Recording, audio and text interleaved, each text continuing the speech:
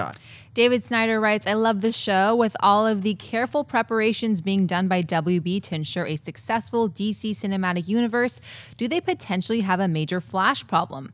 I know they have said that the TV universe and movie universe will not be connected, and that poses a huge problem in my mind. Grant Gustin is so incredible as the Flash. How do you compete against that, and will fans only be disappointed if Ezra Miler doesn't deliver a performance nearly as captivating of the character? Will it be distracting just wishing it was Grant the whole time? No, it won't be a problem at all. Here's the thing. If the movie's good, that's all. That's it. No problems. If the movie's bad, well, then we'll all be scrambling to point out reasons why it's bad. And, you know, if the movie's bad, it doesn't matter how good Ezra Miller is in the movie. If Ezra Miller is great in the movie, but the movie is poor, people might be pointing to Grant Gustin. But this reminds me a lot of the whole situation when they were getting ready to do Man of Steel. And a lot of people, or even back to Superman Returns, a lot of people saying, Tom Welling needs to be Superman. And it's like, you know what? I love The Flash. I've called it the best comic book series on TV. I love that show completely. But it is very distinctly a TV show. I'm not sure if you take that show as it is and put it in a movie that feels nearly as good. I think it is certainly a series that is made for television, and it works in that way. And what they want Grant to bring to the Flash character is definitely a television character, and he knocks it out of the park and completely crushes it. Now, I know some people are a little bit worried about confusion. About the idea, wait a minute, there's one Flash on TV and there's one Flash in the movies and stuff like that. Honestly, I think that fear is based on the underlying assumption that all people are morons.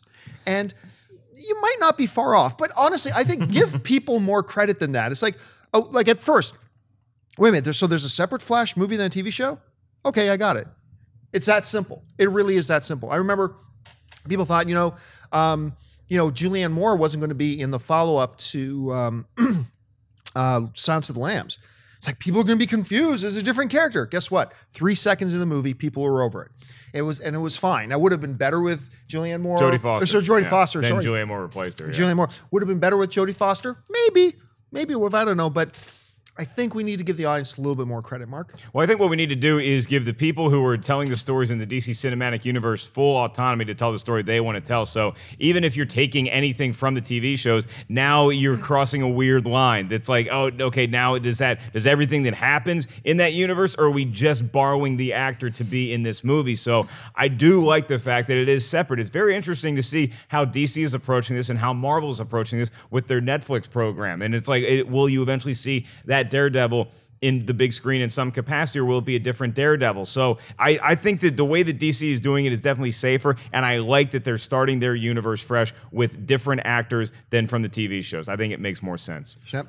I don't mind it. I just think, where we're at now with like the way television, especially with streaming coming up and like all these different changes in the way everyone views things. Now we binge watch all these things that have just happened only recently in the last less than 5 years. It's having such a different change with the way television and movies interact. We've seen that with Marvel saying their cinematic universe and their television universe are the same. So we've seen that work. But they rarely cross over. But what I'm saying is, like with DC, they've had all these television shows on forever. They've had Smallville, but it's not called Superman. Right. So the problem that I see with The Flash and The Flash is they're in that. It's like, you're definitely going to have two different Flashes. I think with the Flash television show, they're already opening up the idea of Earth 2, Earth 3, Earth 4, alternate versions, parallel versions of different realities. Whether or not they're ever going to implement that with a DC movie, TV crossover in 5-10 years, who knows? But I think you're right. I think people are going to understand that the Flash movie is different than the Flash TV show. But I think there is a little bit of a problem that I think will happen with the perception of, you have the Flash TV show. Not only is it really, really good, but it's also popular and successful. So it's not like Smallville, which is like a niche market. It's this slice of Superman's life when he wasn't Superman. And here's the Superman movie when he is Superman. Now you have the Flash while he's the Flash, and then you also have the Flash while he's the Flash, and you have one like 2-hour movie. How are they going to have to set that up with an origin when you've just had like 3 seasons or 4 seasons of the Flash by the time the Flash movie comes out? It'll be interesting to see how it's a challenge, I think, and we're going to just see how it works,